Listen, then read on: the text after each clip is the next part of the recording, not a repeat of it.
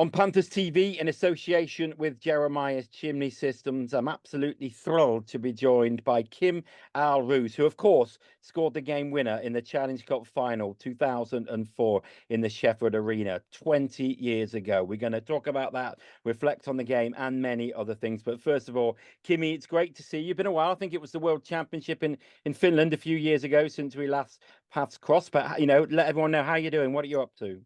I'm good, thank you. And thanks, Chris, for having me on this memory lane. Well, yes, I can't believe it's 20 years now. Unbelievable. It's been 20 years. And we're going to talk more about loads of different things. But first of all, let's watch that moment and bring it all flooding back. Cadot just holds it up, gives it to Stanchok. Stanchok back to Cadot at the left defensive position, back to Stanchok at right defence. Now it's with Thompson advancing into the offensive zone at right wing. Thompson's pass comes to the back stick. It's wide open, and the Panthers have won it with Kim Ahlroos. It came to the back stick, and with 53 seconds gone in the overtime period, Kim Ahlroos was all alone at the back stick. It was wide open, and all those years of hurt are over. The Nottingham Panthers, it doesn't matter about 2002, it doesn't matter about 1999, 8 years of hurt are over. Kim Ahlroos is mobbed. The whole of the Panthers bench staff come onto the ice. The Panthers supporters go wild on the far side. It's finished here at the Sheffield Arena. Kim Ahlroos gets the winner. 53 seconds into overtime. Panthers 3, Steelers 2. Well, first of all, Kimmy, what does that do for the memories? It all kinds of coming back now, and the atmosphere and the feeling was unreal after that overtime. And I guess it meant for the team quite a lot, but I guess for the city also. Yeah, and let's have a look at it again, and without any sound, and you just talk me through how you saw this play break down. Yeah, I guess we kind of a Chinner and Gaddis line were starting up in overtime, and we kind of held the position of the puck the whole period. And all of a sudden, we got into the ice, and it just happened. And everything froze after that. I didn't even kind of understood that it was so important goal at the moment. But then in 5 seconds time, it all came together, and yeah, it was unreal. Yeah, no truth. I recorded this on my BlackBerry, by the way. But yeah, you look at that response. Does it take a moment? Because you're a bit muted. Does it take a moment just to sink in for you then exactly what you've done? That just happened. Like you can see me just standing there for 3 seconds, and I just knew I scored, but I didn't know what I would have scored. But I guess it's realized after 5 seconds. Yeah, and then that moment where, I mean, there's many ways to win a game, but if you win it in overtime, there's no coming back for the other side. So to get that kind of, you could have won it 6-1, and I'm sure that would have been absolutely fabulous. But to win it with one single moment must have been very special. It was special, and we had that game in hand. Like if I remember correctly, you can correct me if I'm wrong, but I think we were 2-0 up, and then they came back, and we had to go to the overtime, and we were kind of feeling kind of uncertain, and then all of a sudden that happened, and it's a good thing that it happened so fast. Yeah, I mean, it was 1-1 in the first leg. The second leg, you're right, Panthers took an early 2-goal lead. Sheffield got it back, and then of course you got that overtime winner. I mean, you and Mikko had a real telepathic understanding, didn't you? A bit like Ginner and Caddy. The two of you had really formed an understanding over the years in the UK. How kind of, when that play evolved, how certain were you that you knew where you were going to be? Yeah, I knew, because I saw that Tomo has the puck, and I knew that Mikko is coming behind me. So I knew that I'm not the one who is the puck after the blue line, because I know that Mikko is going to give it to me right after he will get it. So I kind of knew that it's coming to me for sure. It was a very special team that year. You know, to win trophies, I think you need a close-knit dressing room, and your memories probably are good on this. You as a group of people, you spent a lot of time together, didn't you? Like not just on the ice, but off it as well. Off ice also, yeah. We had a great group of guys, and the locker room atmosphere was one of the best I have experienced. So it was really good from the back office staff to the players to the coaches. Everyone pulled one string, and it was really good. And how much did it mean to you? And as I say, you took a moment to sink in, but once you were mobbed by your teammates, and to experience it, of course, at the big rivals, Sheffield Steelers, which means so much to Nottingham. How was that moment to celebrate that with all those fans, thousands of them, I think, over in the corner? It was something to remember about still in older years, and just can't be explained. It was the feeling was something that I had never experienced before. So it was really special. So before we move on to more things Panthers, just want to touch on how you came to the UK. Obviously, you'd spent most of your career in Finland, a little bit in Czech, I think. But 1999, in the old Super League, you came across to Newcastle first time in the UK. What was the thinking behind that? That was the time when everyone was waiting for the European League to happen. And Jokerit from Finland, they bought a team from Newcastle. It was the Newcastle River Kings at the time. I guess the next year was Newcastle Chesters. But Jokerit brought in like a Finnish coach and 10 Finnish players to the city. And I kind of knew that I loved the UK hockey. I liked the English hockey atmosphere so much that I wanted to stay in UK after that. And I spent whole 6 years in the shores of England, and I loved every minute of it. And of course, Mikko played with you there. The two of you finished two of the leading 3 goal scorers on that team. Was that something? Did you come together almost as a package? Yeah, we came together. I have known Mikko since we were kids, and we have played together many years at certain times. And yeah, we came as a package, and then we came as a package to Nottingham also. I think you were split for a bit, weren't you? Because he went to London maybe, and you first of all went to Cardiff. I went to Cardiff, then I went for 2 years, I went to London, and Mikko was at Guildford at that point. Okay. Then we met up again and up in the Nottingham. Yeah. So what about the move to Cardiff? Another, like Nottingham, a famous name in UK ice hockey. What memories do you have from your year in? I know you weren't there for the whole season, but from your time in Cardiff. It was a great year. We had a great team. We had a good playoff run, but didn't go up into the finals. But there's something happened, and the team collapsed after that season. I could have stayed there longer. It was a great hockey city and a great bunch of guys also, but it wasn't to be. And I think team collapsed after that season, and they had to go to EPNL or BNL, what league was that then below. But yeah, and after that I went to London for 2 years, and there was a lot of guys from Cardiff team. There was Vezio, Sacratini, and Ian McIntyre and guys like that. There also was in the London team. Yeah, we'll move on to London in a moment, but one name that strikes me from that Cardiff year that Panthers fans will be interested in was Rick Strachan, who of course is now assistant coach at the Panthers. What was it like playing with him on D there? He played on D. He was the older guy at the time, but he was solid D man, and he's a solid guy, and he's a great teammate and a great guy as he still is.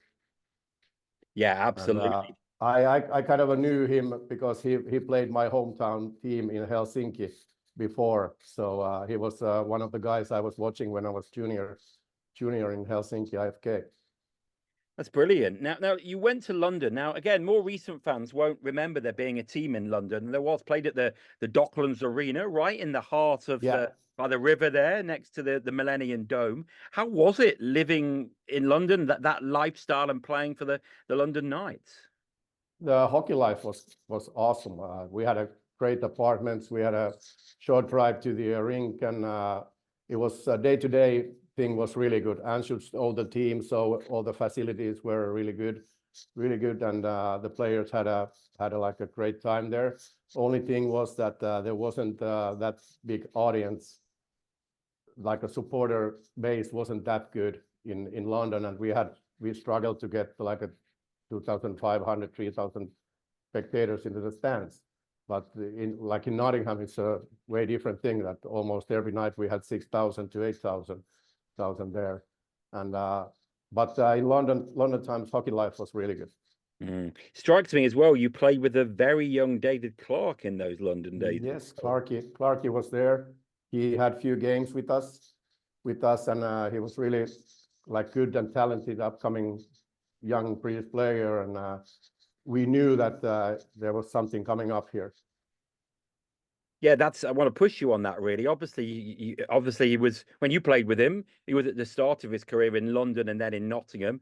He went on to become one of the greatest players to play the sport for GB. Yes. What what are your memories of him? As you touched on it, you were obviously, people knew that he had got a talent at that young age. He was really skillful. He really good shot and really determined, because we knew that with that attitude, it will happen at some point, and it did. And you also played with David Struch, a guy, again, in London, then in Nottingham, a guy at the total opposite end of his career. I mean, David, when he came to Nottingham, he used his experience and leadership. I mean, not only was he a great player, but that leadership was probably key, especially for that year in Nottingham when you won the Challenge Cup.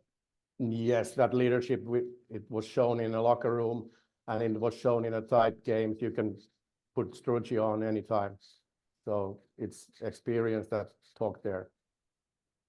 And you look through that roster, there was some great names, as you said. Yourself and Mikko formed a partnership together.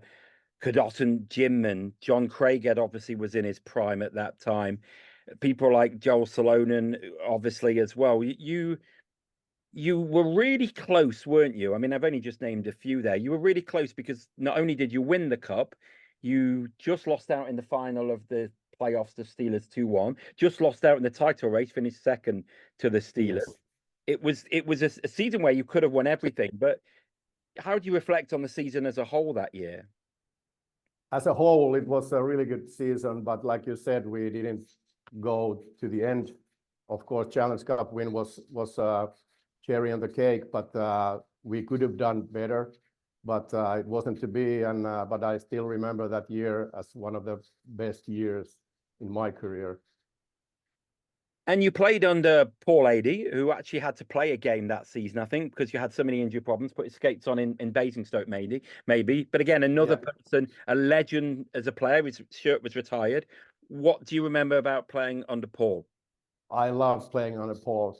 He trusted me. He gave me ice time, and I really appreciate him as a coach, and I do appreciate him as a player and as a human being. He's a really good guy. Was he maybe a key reason? We talked about this close bond in the dressing room, how there was such a team spirit. Was he key to that, his coaching style, do you think? I think it was, yeah. He was, I think all the guys loved him, loved him on the locker room and behind the bench. And he even gave his shot on the ice a few times at the practice and played one game or two games. And he was working out probably more than all the players together.